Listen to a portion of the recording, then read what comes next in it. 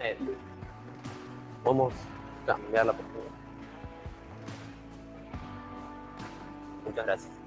Bueno, muchas gracias hoy por venir. Antes que nada, quiero agradecer muchísimo a la gente del seminario, a la gente de TICS, perdón, que nada, se quedó toda esta semana conmigo para todo bien, para prepararlo. Antes que nada, no quiero que se le haga un mondongo en la cabeza a la gente que no sabe nada de astronomía, así que voy a tomarme 30 segundos para explicarle qué trata mi tesis y la gente que no tenga idea por lo menos pueda captar algo. Imagínense un montón de estrellitas como el Sol juntas, eso le vamos a decir galaxias. ¿Bien? Esas galaxias, ¿sí? Cuando viven muchas galaxias juntas, le llamamos cúmulo de galaxias. Ahora piensen que ese cúmulo de galaxias que viene en alguna parte del universo hay muchos. ¿Bien? Entonces yo lo que hice fue, le puse un puntito en cada lugar, como si fuera este suelo o en esta habitación, donde hay un puntito de cúmulos. Y esos puntitos yo lo que hice fue lo mismo que hace un niño de jardín, une con flechas, ¿sí? Une con rectas esos puntitos, ¿ok? Eso nos va a dar una estructura medio rara, pero al fin y al cabo es lo que más o menos nos termina dando que nosotros decimos grafo. Un montón de lineitas con puntos, ¿ok? De ahí seleccionamos solamente las rectas que hacen que nunca se te vuelva a unir de nuevo el arbolito. En el sentido de que vos tenés un montón de puntitos y no se te vuelve a meter. ¿Vieron un árbol? Un árbol no tiene la rama que se vuelve a meter en el árbol. Simplemente que la rama va saliendo, ¿bien? Esos arbolitos, imagínate un limonero, dependen de cómo son estos puntitos, estos cúmulos de galaxias. Entonces lo que nosotros terminamos al fin teniendo son un limonero, un naranjo en función de elegir los puntitos más gordos, los más rojos, etc. Y es por eso que estudiando las propiedades de este árbol, que es algo fácil matemáticamente, lo que nosotros vamos a intentar entender es las propiedades de estos puntitos y con eso conseguir información del universo. Bueno, espero que tengan suerte y no se duerman durante la presentación. Igual la voy a intentar hacer rápido. Nuestro trabajo se llama estructura a través de estos grafos que yo les contaba, ¿sí? Es una teoría de grafo aplicada al universo en gran escala, ¿bien? Con mis directores, que les agradezco enormemente el trabajo que le han puesto todo este año. Vamos a hablar un poquito de cuál va a ser cómo lo voy a ir avanzando, ¿bien? Primero les voy a contar un poquito sobre cuál fue nuestro método, el catálogo, ¿sí? Después nuestros principales resultados, las conclusiones y por último, ¿sí? El trabajo que tenemos pensado a futuro. Bien, alguien se podría preguntar directamente por qué utilizamos cúmulos, por qué estos puntitos, no usamos otras cosas como puntitos. Bueno, eso es porque son las estructuras más viralizadas del universo, lo que habrán leído alguna vez, eso estarán hartos de escuchar esa frase en la primera parte del paper, pero es la realidad y eso es la estructura observable que nos traza de alguna manera esta estructura filamentosa que nosotros conocemos como estructura en gran escala. Por eso es importante utilizar estos puntos porque nos permiten inferir mucha información, ¿sí? Sobre el universo que nos rodea. El método. ¿Cuál fue nuestro método para poder hacer esto? Antes que nada les tengo que contar un poquito de las palabras raras que voy a usar. La primera palabra rara que voy a usar, sí, es grafo. ¿Sí? Tanto un grafo como los árboles, que ya les voy a contar exactamente qué son un montón de puntitos conectados, ¿bien? Ahora, ¿cuándo se vuelve un árbol? Bueno, cuando hacemos que no se tenga ciclos, esto que yo les decía que no se meta adentro. Un árbol de expansión, ¿sí? Imagínense que cada rectita esta tiene un cierto largo, ¿no? Hay rectas más largas, rectas más cortas. Entonces, por lo tanto, las rectas más cortas van a tener un peso o una distancia menor.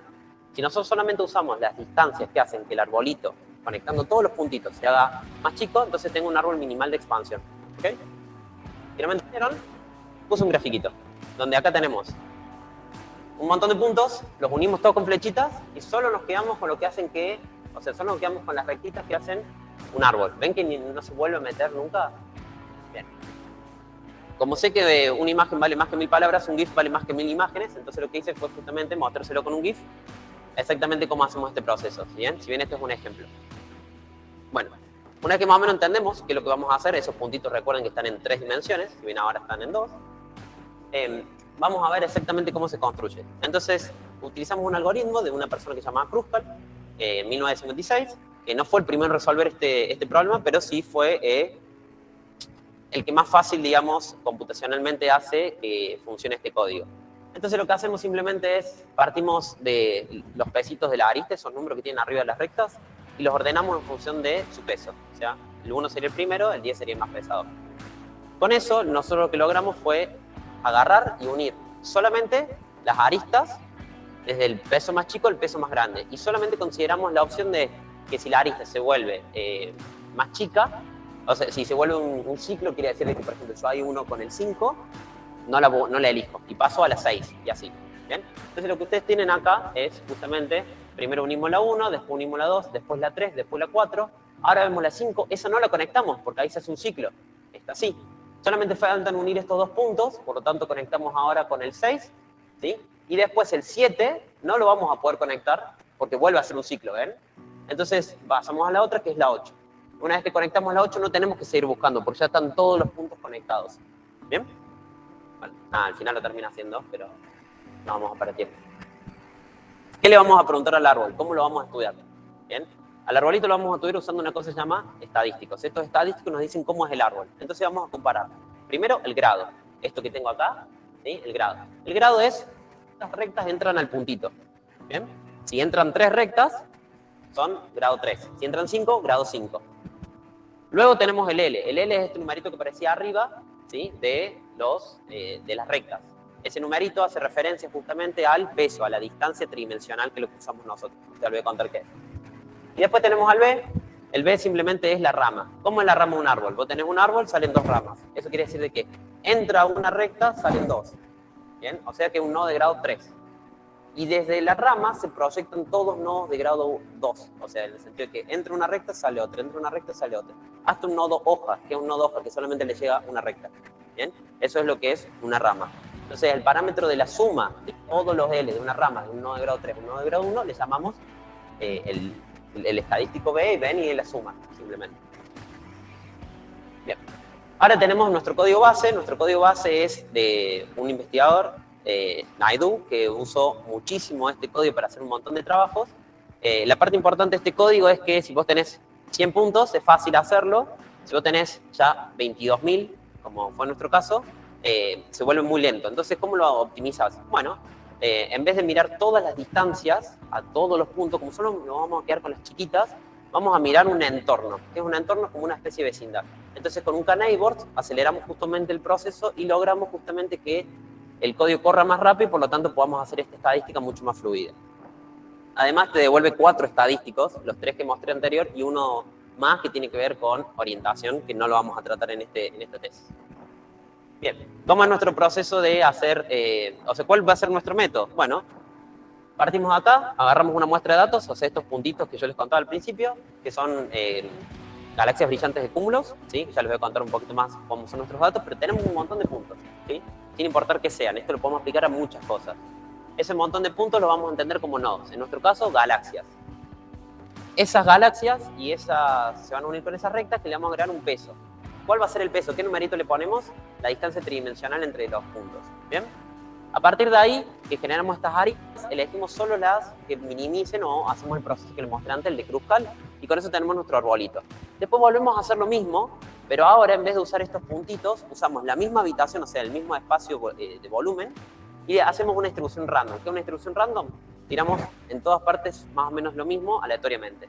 Entonces con eso logramos obtener una muestra de control. Y hacemos lo mismo que hicimos con los datos para tener un arbolito de los datos y un arbolito de los random. Una vez que tenemos eso, combinamos todos estos dos resultados de estos estadísticos a través de un cociente. ¿Bien? ¿Qué nos permite este cociente? Eliminar los sesgos que tiene nuestro catálogo geométrico. O tener una máscara, no es todo el cielo, entonces por lo tanto vas a tener puntos que van a caer fuera adentro. Vos querés que los puntitos adentro no sean sesgados por que existe esa máscara. Y por lo tanto justamente haces la parte del cociente para descontar estos sesgos geométricos y poder tener un resultado que te dé información de cómo es la distribución, cómo es realmente la distribución de estos puntos o qué información le puedes sacar. Luego tenemos nuestra muestra. Bueno, y al final la interpretación geométrica, ¿no? ¿Me vuelves para atrás, por favor? Me tiro para atrás. Gracias.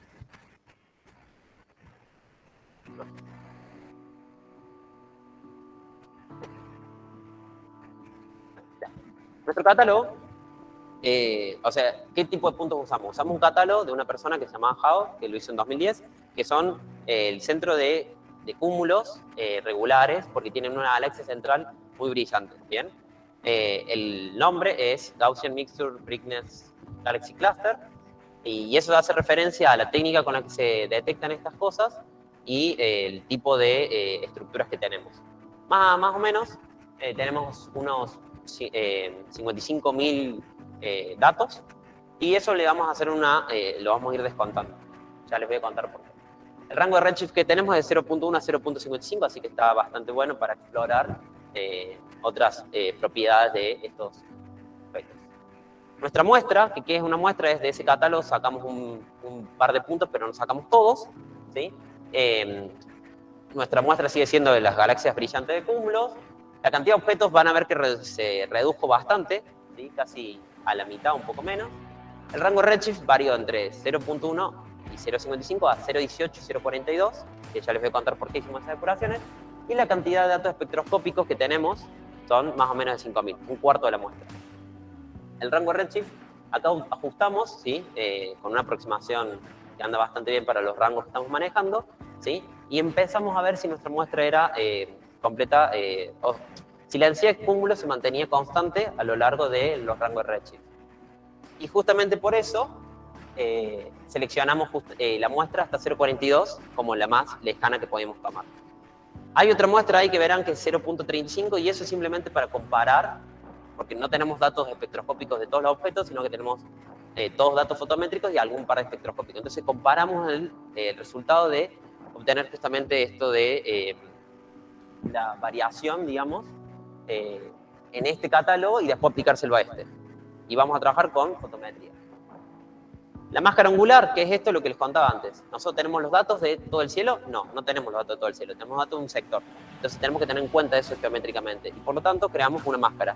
¿Por qué? Porque vamos a querer tirar estos puntos aleatorios en este mismo volumen. Y por lo tanto hicimos unos cortes, ya que nosotros queremos hacer un arbolito que se unan. Entonces las galaxias que estén acá no queremos que se unan con las que estén acá, porque me van a hacer distancias muy largas. Y eso va a introducir otro sesgo. Entonces decidimos tirar todo lo que no es conexo, o sea, todo lo que no está dentro de la isla más grande. Entonces lo que voy a mostrar acá justamente como en la proyección del cielo hemos descartado todos los objetos que hacían esto, hacían el arbolito más difícil. Y al final tenemos la máscara que estamos viendo ahí en verde, proyectada en el cielo, y arriba ploteado las galaxias o las galaxias brillantes de cúmulos que tenemos como datos. El color de nuestra muestra, bueno, son galaxias típicamente rojas, ¿bien? Pero cuando nosotros las fuimos a ver encontramos una bimodalidad, ¿bien? La mayoría de la gente está acostumbrada a ver una bimodalidad. Entonces lo que se nos ocurre a nosotros es ajustarle una bigaussianidad y identificar, digamos, estos dos comportamientos. Y descontar las galaxias azules, porque nosotros esperamos que nuestras galaxias brillantes de cúmulos sean sobre todo rojas. Entonces nos fuimos a buscar dónde tenemos este problema. Entonces separamos en 4 cuartiles a la muestra, ¿bien? Y lo que encontramos en la separación fue que para el primer cuartil, el primer 25% de los datos, encontramos una bigaussianidad, pero en el resto no pudimos ajustarla, solamente ajustamos una gaussiana. Por lo tanto, nos dimos cuenta que el tema estaba en el primer cuartil y fuimos a buscar ahí dónde poder descontaminar.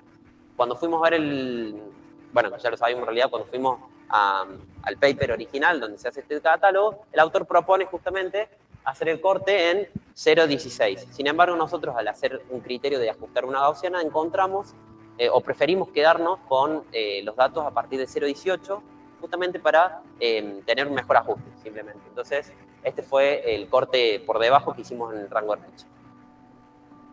Posteriormente, los datos de espectroscopía nos fuimos a verificar cuántos teníamos en función de nuestra muestra de fotometría. Entonces, encontramos que para los primeros bines tenemos una buena cantidad, pero después, ¿sí?, se vuelve muy baja la cantidad de datos espectroscópicos. Por lo tanto, no podemos usarlo, usamos fotométrico, es lo mejor que tenemos. Por lo tanto, estimamos el error de usar fotometría en vez de espectroscopía y encontramos que la media, ¿sí?, para cada intervalito iba más o menos bien, no se iba muy lejos del cero, y la desviación, que es este cuadrado negro que tengo acá, un sigma para cada lado, la mayoría de los puntos caen dentro y es muy bajo. Por lo tanto, utilizar datos fotométricos, si bien implica un error, pero es lo mejor que tenemos, no es tan malo para galaxias centrales y cúmulos. Y eso también tiene que ver con justamente cómo se detecta este zeta fotométrico para estas galaxias. Bien. La magnitud límite es simplemente la distribución de magnitud, ¿bien?, donde vemos que para eslogan fotométrico justamente todos nuestros datos no están del lado derecho como tiene que ser. Utilizamos ahí los parámetros de Planck, ¿sí?, lo más nuevo para calcular estas distancias. Otros parámetros, ¿cómo hicimos otros cortes? Bueno, en riqueza es la cantidad de miembros que tiene un cúmulo a un dado radio definido. Cortamos todo a más allá de 60 porque se iba a 3 sigma de la distribución. Después tenemos los ángulos de posición, que tienen que ser muestra más o menos uniforme y más o menos da uniforme. Después tenemos la dispersión de velocidad, que también con el mismo criterio de los 3 sigmas tiramos todo lo que era más allá de 600 kilómetros sobre segundo.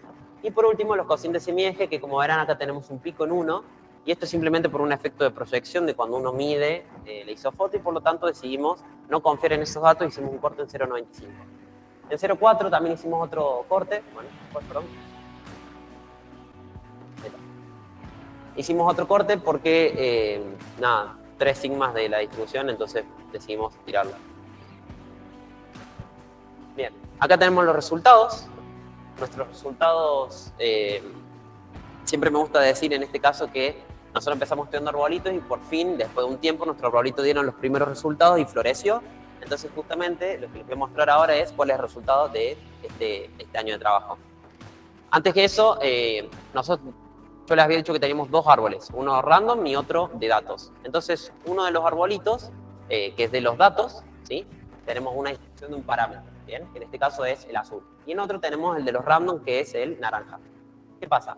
Hay datos que nosotros queremos hacer el cociente. Si ustedes se acuerdan, no se puede dividir por 0, por lo tanto, intentamos evitar esas divisiones y también maximizar la señal ruido de estos datos. Porque si nosotros tenemos poquitos datos para hacer una división, no nos va a dar un buen cociente. Entonces, lo que hicimos fue, piñamos con bines de distinto ancho, juntando, por ejemplo, una línea de corte, que es esta roja que tenemos acá.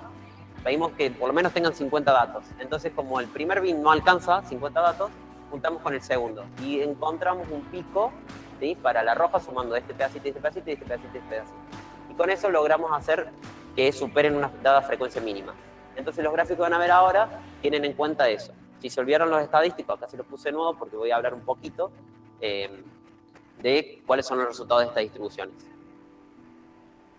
La interpretación del L es, o sea, del segundo estadístico. El D no lo vamos a mirar porque no nos dio señal en casi ningún rango, pero el L sí. Y lo que vemos nosotros justamente es que en los random encontramos de que como los puntos están distribuidos uniformemente, tenemos distintas distancias. Pero en los datos, ¿sí?, tenemos clustering, o sea, agrupaciones. Por lo tanto, tendemos a tender distancias más cortitas que largas. Y por lo tanto, tenemos más distancias cortas en los datos que en los random. Por lo tanto, el cociente nos va a dar más alto para las distancias cortas. ¿Bien? En el caso del B, el estadístico B, que es el de las ramas, ¿se acuerdan? Eso tiene que ver justamente con una orientación que siguen los datos en gran escala. ¿Qué quiere decir eso? Cuando yo tengo unos random, tengo que rellenar más o menos bien el espacio de volumen, entonces tengo que poner datos y al arbolito se le hace difícil saber si seguir para allá o para allá. Por lo tanto, termina haciendo ramas distintas que lo que tendría unos datos que sí tienen una correlación entre un punto y otro y por lo tanto siguen una orientación mucho más definida que en los random. ¿Bien? Todo esto lo vamos a ver acá con la muestra total. El primer arbolito que estudiamos es con todos los puntos, a ver qué esperábamos. Y justamente lo que vimos fue en todos esos puntos que el cociente de L, ¿bien?, tiene un exceso respecto a los random, porque acá tenemos este valor rojo igual a 1, significa que los cocientes son iguales. Por lo tanto, tengo la misma cantidad de datos de distancias cortitas o distancias largas en los random que en los datos. El exceso está mostrando agrupamiento, como vimos anteriormente. Y acá hay una caída propia justamente de que si yo tengo que poner muchas distancias cortas en un lugar, tengo que sacar distancias largas de otro. Por lo tanto, los datos caen en ese rango. Lo que encontramos en el L y en el B, no importan tanto los valores, ¿sí?, porque no nos vamos a pelear por 5 megaparsecs cuando estamos usando zetas espectroscópicos, zetas fotométricas en vez de los espectroscópicos, pero sí la característica general de todo esto. Por lo tanto, nos vamos a fijar sobre todo en la amplitud y en la forma de esta curva. Bien, acá le puse el gráfico del D, si alguno lo quería ver, no lo van a volver a ver, al parecer. Entonces, lo que vemos nosotros es que tenemos más o menos escalas o agrupaciones hasta 35 megaparsecs, ¿bien?, lo cual tiene sentido, por lo menos cualitativo, con la función de correlación de cúmulos, ¿bien? Bueno, lo pueden ir a ver en el paper de Hong. Y el exceso en distancias de ramas cortas lo que nos da es como una especie de inhomogeneidad, que es compatible con lo que se sabe, que hasta 80 megaparsecs más o menos tenemos una inhomogeneidad presente en el universo. Entonces lo que nos pusimos a ver es, bueno, ahora separemos por propiedades, elijamos distintos puntitos y obtengamos otros árboles y veamos cómo se comportan. Entonces separamos por riqueza, o sea, cuáles tienen más gente y cuáles tienen menos personas, ¿bien? O sea, cantidad de galaxias. Y lo que encontramos fue algo que es esperable, que también está citado en el paper de Hong, que es que los cúmulos más masivos tienen correlaciones hasta más alto orden. ¿Bien? ¿Qué significa eso? Perdón, a distancias más largas. Entonces, lo que encontramos es que comparar los L de estas dos muestras, de mayor riqueza y menor riqueza, ven que esta curvita es mucho más baja que esta, por lo tanto, las de mayor riqueza trazan, de alguna manera, mucho mejor esto que estamos viendo en el árbol general, que es este exceso en distancias cortas. Mientras que las menos ricas están distribuidas más parecido a lo que es los random. Justamente lo que vamos a ver ahora en el B es algo similar. Encontramos una caída para las de menor riqueza, por lo tanto, concluimos o encontramos justamente que las galaxias, los cúmulos más masivos, son mejores trazadores de esta estructura en gran escala y están distribuidos más inhomogéneamente o mantienen esta inhomogeneidad durante distancias más largas. ¿Bien? Luego tenemos la separación por color. Si bien dijimos que todas las galaxias eran rojas, bien, tenemos un problema. Cuando hacemos esta separación por color, tenemos galaxias muy rojas y galaxias no tan rojas, pero rojas al fin y al cabo. Y lo que nos damos cuenta al comparar nuestros gráficos es que las menos rojas representan mucho más esta distribución que nosotros habíamos visto en el árbol total. Y eso tiene que ver tal vez, o fue una hipótesis que se nos ocurrió, como era en este caso, acá tengo un solo bin que está por encima de este cociente igual a 1, simplemente que las galaxias muy rojas están enrojecidas. Y ese enrojecimiento lo que hace no es una propiedad que me afecte tanto en la alineación o en la estructura en gran escala, y simplemente es un efecto que se produce en algunas galaxias y no traza o no es trazador de esto que encontramos en la muestra total. Estos puntitos rojos que ven acá no los mencioné, pero simplemente cuando el último bin no alcanza la frecuencia mínima, por lo tanto no lo tenemos en cuenta. Por lo tanto, deducimos que, que esas galaxias, la estructura son galaxias cúmulos muy masivos, mayormente con una galaxia roja, no muy roja, pero roja al fin y al cabo. La velocidad de dispersión, ¿sí? La dispersión de velocidades, perdón, simplemente nos habla lo podemos correlacionar con la cantidad de masa que tiene una galaxia central. ¿Por qué? Porque es a la velocidad a la que movemos a las estrellas dentro de la galaxia central y por lo tanto, mientras más masiva, más rápido las voy a poder mover. Entonces lo que encontramos justamente es que las de dispersión mayor, ¿ven? Tienen un pico un poco más alto que el de las de menor de dispersión y por lo tanto, recuerden que esta dispersión la estamos asociando a la masa del cúmulo, a la masa de la galaxia, distinto a lo antes que era masa del cúmulo, y encontramos justamente que tanto para el L como el B es una mejor trazadora la dispersión de velocidades altas. Sin embargo, hay un mayor rango para las de menor dispersión, que llega casi hasta 110, mientras esta llega casi a 80. ¿Bien? Nada, es, como les dije, discutible, ya que estamos usando zetas espectroscópicos en vez de fotométricos, pero hay que tenerlo en consideración por lo menos. Luego de eso, la separación por cocientes de semiejes, ajustamos una isofota, bueno, eso lo hace Sloan en realidad, y nosotros lo que hacemos es medimos el cociente del semieje mayor, sobre el semieje mayor, y lo que encontramos justamente con esto es algo no tan esperable a lo mejor a simple vista, que es que justamente esta propiedad no nos dice mucho sobre esta estructura en gran escala, nos dan gráficos muy similares en ambos casos, y por lo tanto justamente tenemos dos hipótesis, digamos, pueden ser de que si esto es proyectado, entonces puede ser que el isofoto que estamos ajustando o el parámetro que nosotros tenemos en Sloan no esté lo suficientemente bien medido como para poder mostrarnos esta propiedad que nosotros encontramos en la estructura en gran escala, o que por más que esté bien medido, no podemos, o no cambia nada, digamos, en función de esta estructura. Pero lo que tenemos pensado para esto es utilizar un catálogo de SMOC y ver, digamos, si esto realmente, este parámetro, con unas mejores mediciones, nos da señal o no. Luego tenemos algo que, una idea nueva, digamos, que se nos ocurrió, que no es nueva, pero se ha hecho. Sin embargo, está bueno aplicar con este resultado, que es, nosotros que tenemos dos puntitos conectados, esos puntitos se conectaron al azar, No, tienen un seguimiento, ese seguimiento que hace el código del arbolito. Entonces nos preguntamos, ¿tiene en cuenta eso, la orientación? O sea, estos ángulos de posición entre dos galaxias. Y fuimos a mirar nodos conectados en este arbolito, ¿sí? Y medimos el ángulo relativo, el ángulo agudo relativo, o sea, menor a 90, entre estos dos nodos. Lo que encontramos, ¿sí? Bueno, tuvimos que hacer algo distinto a lo que venimos haciendo porque lo que hicimos fue agarrar el mismo arbolito que ya teníamos hecho y en vez de usar los ángulos de posición, le metimos unos random y esa fue una muestra. Y después usamos lo mismo, pero con los ángulos de posición. Y con eso, al comparar exactamente estas dos distribuciones, encontramos algunas diferencias, que es lo que les voy a pasar a mostrar ahora. La muestra total, una vez más, encontramos esta distribución, que si ustedes la ven, son muy parecidas. Sin embargo, utilizando fluctuaciones poissonianas, bin a bin, ¿sí? Que esta cuantita que tenemos acá, donde esto es, el n bin es la media de la altura de cada bin, digamos, el n total es agarrar cada una de estas alturas, promediarlas, ¿sí? De cada una de las muestras, digamos, y este es simplemente el error de Poisson. Y al hacer estas cuentas, nos fijamos, por ejemplo, el famoso si está más de 3 sigma o menos de 3 sigma. En nuestro caso no fue así, sino que lo que utilizamos fue la muestra aleatoria como identificador de señal. Entonces tomamos el percentil 99, 99%, o sea, el valor donde cae el 99% de los datos, de la muestra randómica, y a partir de ese medimos si nos cae algún dato fuera de este percentil 99, o de piso mínimo, por decirlo así, para identificar una señal. Y lo que encontramos justamente, fue que tenemos para el primer bin y para el sexto bin, ¿sí? Este es el percentil 99, que nos dan los random, y estos, ¿sí? Son los valores que cuando nosotros calculamos los datos nos dan. Fíjense que son más altos que el percentil 99. Y justamente para la alineación 3, que casi alineado, quiere decir que un puntito con otro están alineados normalmente, más o menos unos 6 grados, 3 grados digo, encontramos una señal. Entonces nos fuimos a verificar qué datos o qué parte de nuestro arbolito generaban esta señal o cuál era el mayor responsable.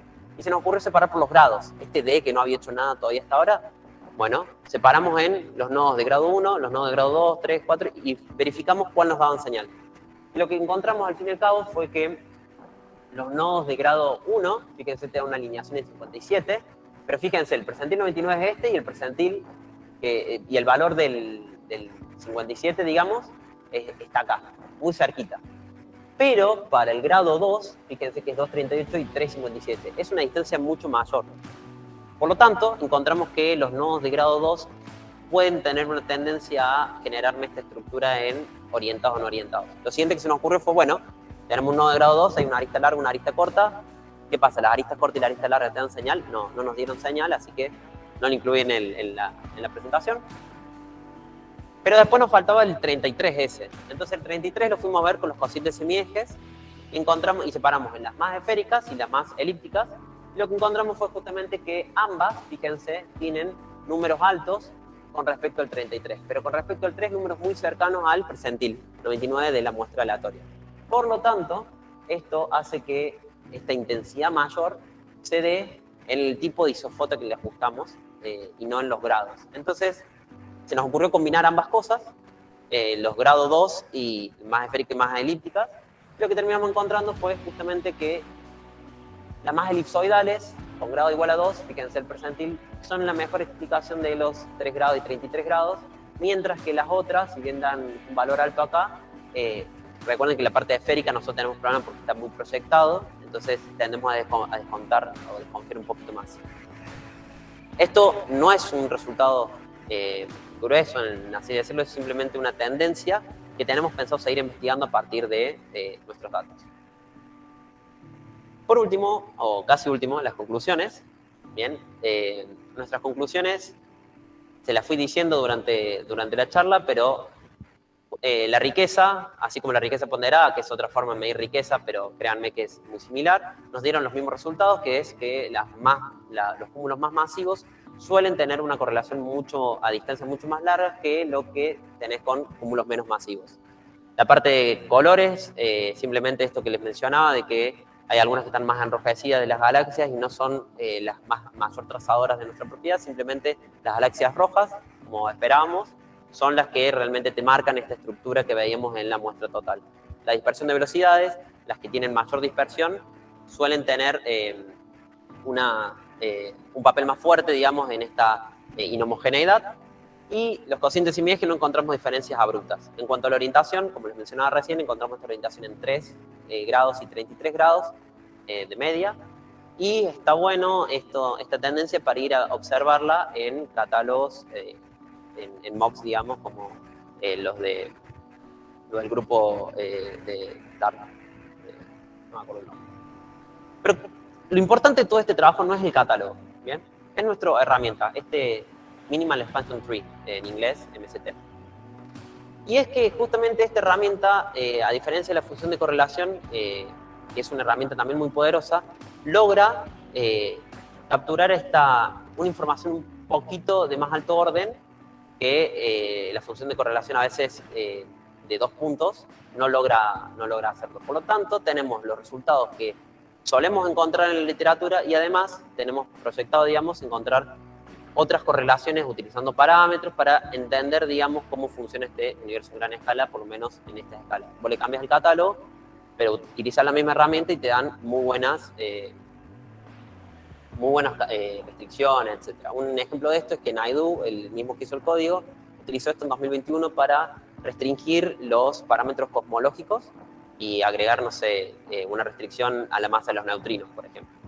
O también se usa en la parte de astronomía estelar o la parte de identificación de catálogos, etc. Entonces es una herramienta que está bueno tenerlo en cuenta para trabajos futuros, digamos, que quieran abarcar. ¿Qué se nos ocurrió hacer con esta herramienta? Un montón de cosas, pero ¿hacia dónde vamos? Bueno, vamos justamente a cambiar la muestra. En vez de hacer una muestra de control como la que teníamos nosotros aleatoria, Naidu, por ejemplo, utilizó una muestra que la función de correlación de 2 puntos es exactamente, o es muy parecida, digamos, a la distribución que la encuentra comparando con una muestra que se crea él, digamos, a partir de, o sea, agarra las Illustris, agarra una muestra que la ajusta exactamente igual para que tenga la misma función de correlación de 2 puntos, pero que sea distinta en órdenes más altos. Entonces, con esta herramienta justamente logran encontrar diferencias y ahí está la importancia de el MST como detector de estas diferencias entre distribuciones de puntos. Nuevas correlaciones, bueno, es combinar 2 parámetros, por ejemplo, la riqueza y el color, o por ejemplo, lo que hicimos con las orientaciones de grado y cociente, sería esa la idea. Y después, por ejemplo, la parte de orientaciones, que es la última que exploramos, por lo tanto nos quedamos casi sin tiempo, es utilizar esto en función de las escalas, en las distintas escalas que se va armando el arbolito, medir los ángulos relativos entre las ramas, que eso ya lo estamos haciendo, que simplemente ahora tener en cuenta no solamente los 2 puntitos, sino la rama dónde está, ¿sí? Esto lo hacemos proyectado en una esfera tridimensional con trigonometría esférica. Y por último, realizar el análisis en simulaciones numéricas, porque ahí tenemos mucha más cantidad de datos y podemos identificar mucho mejor qué propiedades nos ayudan a nosotros o le dan al arbolito posibilidades de explorar en la estructura en gran escala. Acá están las referencias y escucho preguntas. Gracias.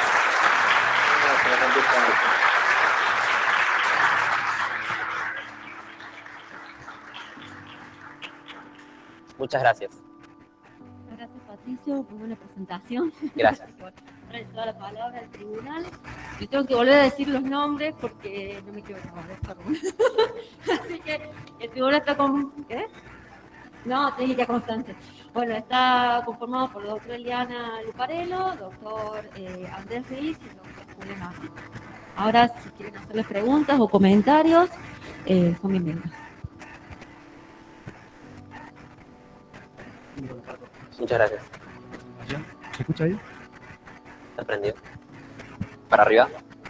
Prendido. No, me queda una duda de el parámetro este D. Bien. Porque si tenés alguna idea de por qué es tan insensible. Y tú dijiste que el algoritmo te tira 4 parámetros. Sí. Hay un cuarto que no... No lo puse en esta jugó, presentación. digamos, el trabajo. No. ¿Y por qué, digamos? Porque... Está buena está bueno porque ambos se contestan más o menos de la misma forma. Este tipo de herramientas para identificar agrupaciones. Nosotros no cortamos el arbolito. ¿Qué significa eso? Dejamos que se unan todos los puntos. Pero cuando a veces vos querés unir, por ejemplo, querés identificar estos 2 sectores de personas y vos tenés que unir flechas entre medio, vos querrías cortar la flecha entre medio para tener 2 grupos distintos. Creemos que el parámetro D es sensible, digamos, a cuando tenés distintos tipos de agrupaciones y no una sola agrupación. Porque al fin y al cabo termina compensándose en poner una persona ahí en el medio que tenga las mismas conexiones que tendría en estas agrupaciones que ustedes están, una persona en el medio, por ejemplo, que tendría un grado más alto que, por ejemplo, acá el doctor Julián está en una punta. Esa sería una de las razones. El otro parámetro S justamente mide la linealidad de esta rama. Por lo tanto, esa linealidad no tiene sentido si vos tenés un árbol que va para todos lados. Sería como un árbol que crece, digamos, para todos. Pato, buen laburo. Gracias. Me surgieron dos preguntas más a todas las que te hicimos hace un rato. Ya lo hemos peloteado bastante al Pato, por todos los demás. Respondió bastante bien, muy bien. Satisfactoriamente. Se la bancó. Pato, jugaron con el tema de... A mí me hace un poco de ruido siempre lo del redshift fotométrico. Bien. También son galaxias centrales de cúmulo, en principio deberían estar bastante más consistentes, bastante más creíbles, son galaxias en general tempranas y bueno, todo uno esperaría que esté bastante bien, pero jugaron en algún momento con, dado que tienen un error promedio en función del redshift de los redshift fotométricos respecto a los espectroscópicos, jugaron con moverlos un poco a ver si recuperaban las señales en las mismas escalas o si tenían algo. Está muy buena pregunta porque es algo que, bueno, uno de los trabajos futuros es poder obtener una muestra con datos espectroscópicos y mirarlo, pero lo que hicimos fue agarrar un rango entre 0,18 y 0,22, no sé si se acuerdan, pero tenía muchos datos espectroscópicos medidos con una buena proporción, y empezamos a jugar con los datos que tenían ambas cosas y hacer un arbolito a partir de ese. Y empezamos a cambiarle la proporción, en algunos le dijimos el Z fotométrico y en otros espectroscópico, empezamos a cambiarle la proporción de tomar de toda la muestra el 10% con espectroscopía y el 90% con fotometría. Y después hacer lo mismo con 90 fotometría, pero 90 espectroscopía, 10 fotometría. Y ver si los resultados que nos dan los cocientes eran similares. Encontramos que en esta muestra se comportaba bastante bien y por eso nos animamos, digamos, a estirar estos rangos hasta 0,42. Pero esperamos, sin embargo, que si los resultados cambian un poco, no cambien bastante. Otra forma hubiese sido lo que vos planteas de cambiarles un poquito los Z a cada uno con un error claro, tipo una distribución gaussiana de errores, y ahí lo haces. Hubiera estado bueno, digamos. Esa parte no la exploramos, pero tuvimos un trabajo similar, digamos, con esto de los porcentajes de Z fotométricos y espectroscópicos para hacer el arbolito. Y la otra pregunta es, vos usaste como indicador de mapa de las galaxias y medición de esfuerzo. Exacto. Lo cual te da una muestra mucho más chica, por lo tanto mucho más ruidosa, me imagino. Sí. Y si en vez de usar la dispersión de velocidades, usar la magnitud absoluta como priori, digamos, como Prior de masa. Sí, de la masa, ahí podríamos usar todas. Sí, ahí esa es una buena idea, digamos.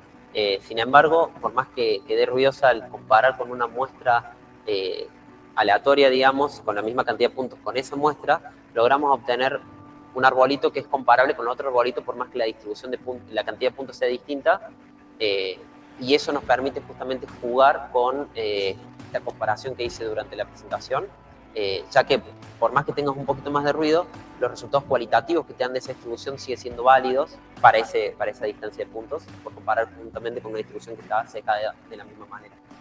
Entonces, con esta distribución de aleatorios, logras de alguna manera comparar el arbolito de dispersión de velocidades con el de riqueza, que tienen distinta cantidad de puntos. Pero está muy bueno lo que vos planteas porque es una forma bastante simple, digamos, de estimar esto de las masas, por lo menos para ver si dan los resultados similares o los resultados que esperábamos encontramos en la dispersión. Claro, tenemos muchísima más cantidad de puntos, o sea, 3 cuartos más. Así que está bueno.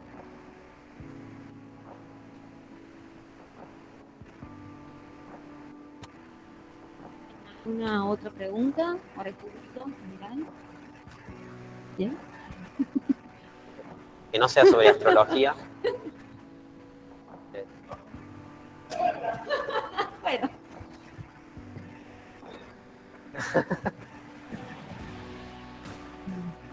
Para mí me queda la duda, no entendí muy bien cómo es que nosotros tenemos puntos más ricos que dan Sí. a su vez, cuando vas a ver el color de las galaxias, las más rojas están menos. Y uno Sí. tiene más o menos la idea de qué es esa masa, que eso correlaciona con el color de las galaxias. Sí. Y ustedes están sacando una conclusión, ¿no era que es contradictoria con Está buena tu pregunta, porque la distribución de colores que nosotros tenemos es roja. Entonces, nuestra distribución de menos roja en realidad son galaxias rojas, pero la distribución de las más rojas son muy, muy rojas. Y ese enrojecimiento que nosotros vemos en una distribución que sabemos que es roja, se puede deber justamente a este enrojecimiento por polvo que puede haber en el medio, digamos, o en la misma galaxia, que puede ser intergaláctico o interestelar. Sin embargo, tenemos un montón de galaxias que están enrojecidas más de lo que deberían estar. Entonces, lo que nosotros realmente concluimos es que estas galaxias ricas y estas galaxias rojas respetan, digamos, lo que encontramos hasta ahora, solo que tenemos galaxias muy, muy rojas. Y esas galaxias muy, muy rojas son las que están distribuidas de forma más azarosa. Como que a algunas les tocó mucho polvo y a algunas otras no, y las que algunas otras no son las que no estamos acostumbrados. Pero son galaxias rojas esas. Las de menor color rojo son bastante rojas, digamos. vos ves una distribución de color no te da? Tengo un plot. A nosotros nos pasó algo parecido, así que entiendo la duda, pero cuando vamos a la muestra de color, más atrás, el pico que tenemos solamente nos da bimodal en el primer cuartil, que son las que terminamos cortando en 0.18 para que nos ajuste una bimodal. Y justamente ves, todos los colores son rojos, solo que hay algunas muy rojas que terminan siendo las que nos terminan creando este problema de que no da lo que hubiésemos esperado, que a lo mejor las muy, muy rojas tengan alguna correlación con esta estructura en gran escala. Pero está muy buena pregunta porque nos pasó algo parecido cuando dudamos, che, ¿por qué las más rojas no son las que...? Bueno, tenemos un reshiftado en función del pico, como verás, que va variando a medida que vas yéndote cada vez más lejos a la muestra.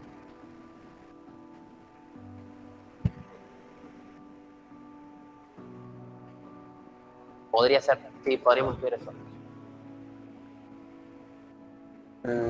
Normalmente suelen estar muy lejos, entonces suele ser más complicado tener la parte de espectroscopio, pero no lo analizamos en ese sentido. Podríamos verlo para estar seguros justamente pero fue una conclusión bastante, digamos, fue una hipótesis, digamos, que se nos ocurrió mientras vimos el resultado. No le dimos tanta importancia porque las galaxias rojas se comportaban como tenían que comportarse. Pero está buena, digamos, Por favor. Bueno, riqueza con color sí nos correlaciona en el sentido de que estas rojas, digamos, se comportan igual que las riquezas. O sea, el gráfico es bastante similar. Entonces dijimos, bueno, entonces estas son las rojas que estamos acostumbrados a ver y no las otras. No las muy, muy rojas. Las muy, muy rojas se comportan distinto que la riqueza. Entonces decimos, si esto debería correlacionar, entonces estas son las que estamos acostumbrados a ver.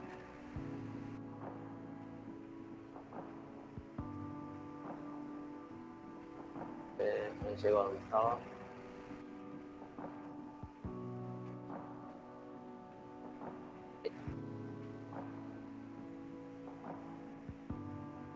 ¿Alguna otra pregunta? En el chat no hay preguntas tampoco. ¿Está? Que no sea sobre la luna hueca. No es de la luna hueca, no es de la luna hueca porque no se animaron a preguntar. Que es muy básica, pero fundamental para los que no estudiamos astronomía. ¿Qué significa que sea roja o muy roja? ¿Cuál es la característica distintiva que distingue que una galaxia sea? Cuando vos tenés el color de una galaxia, normalmente nosotros esperamos que las galaxias de un cierto tipo morfológico, digamos, sean normalmente de un cierto color. Cuando nosotros analizamos esos colores, no estamos hablando de cómo la galaxia, sino simplemente de, al medirle el color, dónde te da ese pico, en ese parámetro que se dice G-R. Entonces identificamos dos secciones ahí. A una las llamamos muy rojas y a otra las llamamos azules. Bien, esas galaxias que yo les contaminé al principio suelen ser galaxias tirando más a los colores azules por dónde fueron medidas. Son más azules que las otras en ese sentido. Tienen un pico más tirado al azul que las otras. Pero no es que vos tengas galaxias rojas, azules y un valle verde ahí en el medio de galaxias verdes de la nada. En ese sentido.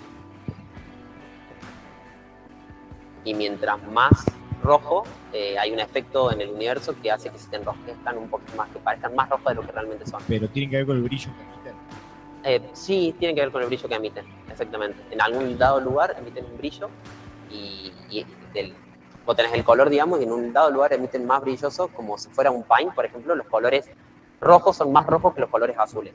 Y los colores, por ejemplo, que están un poco más del pico, como el violeta, son más azules que rojos. Entonces lo que nosotros medimos son eso. Es para qué lado, digamos, tenemos la distribución. En ese Bien. sentido. ¿Y home run o me tiro afuera? ¿Y la materia oscura cómo podría afectar los colores que preferencian las galaxias? Es una buena pregunta. Home y te run me la invito- tiro afuera, lo que hablé al principio. sin Es miedo una al buena éxito. pregunta y te invito durante 5 años, cuando saque el trabajo sobre la materia oscura, y podamos develar algunos de sus misterios. Ahí con Nelson. Y la luna no es hueca. Y la luna no es buena. Ok. ¿Alguna otra duda? ¿Alguna otra pregunta más? Pato. Linda charla, che. Gracias. Gracias. Che, vos mostrás, por ejemplo, tus estadísticas en función del L para distintas riquezas, ¿no? La riqueza correlaciona con la masa. Sí. Entonces, ¿hay una dependencia similar o, digamos, hay como una conexión analítica entre estas estadísticas y la función de correlación, por ejemplo? Porque la función de correlación tiene mayor amplitud para objetos más masa, y esto parecía que también. Entonces, Sí. entra el bias ahí. Está buena la pregunta porque lo que nosotros intentamos mostrar con este trabajo fue que datos similares que nosotros encontramos en la función de correlación logran ser encontrados con esta misma herramienta sin utilizar la función de correlación. El parámetro más similar, si bien no hay una parte analítica que haga la conexión, es el L, este parámetro L que mencionabas vos. Y eso es justamente porque cuando vos mirás antes de hacer la unión, el algoritmo tiene en cuenta las uniones con los restos de pares de puntos que tenés al lado. Y de alguna manera, al tener en cuenta ese entorno, terminas teniendo en vez de una estadística de 2 puntos, una estadística un poquito más alta, 3 puntos, 4 puntos. Por lo tanto, justamente no tenés una parte analítica, pero con los resultados nos dimos cuenta justamente que recuperás esa información de la función de correlación. Sin embargo, no queda de todo analizado, digamos, cómo analizar estos cuadros que encontramos nosotros, o cómo viniera exactamente para obtener una distribución como la que puedes encontrar en el paper de Hong, donde vos podés ver incluso el BAO en 110, en ese sentido. Entonces, está en exploración, digamos, toda esa parte, pero al no haber algo analítico, las predicciones simplemente son a partir de simulaciones numéricas de estos parámetros, y por eso nosotros queremos ir a ver ahí qué pasa con las estadísticas. Muchas gracias. ¿Alguna otra pregunta?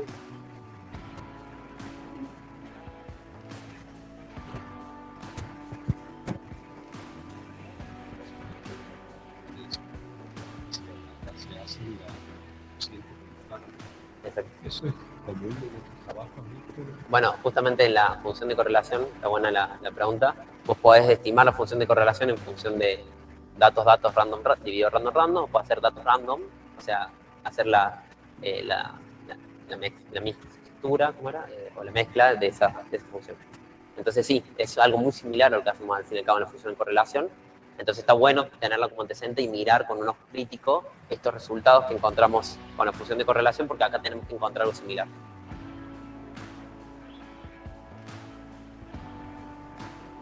Bien, en el chat, ¿preguntas? Ahí les meto la mano, nada, así que bueno. Tengo unos agradecimientos. Capitán. Saludamos al nuevo licenciado.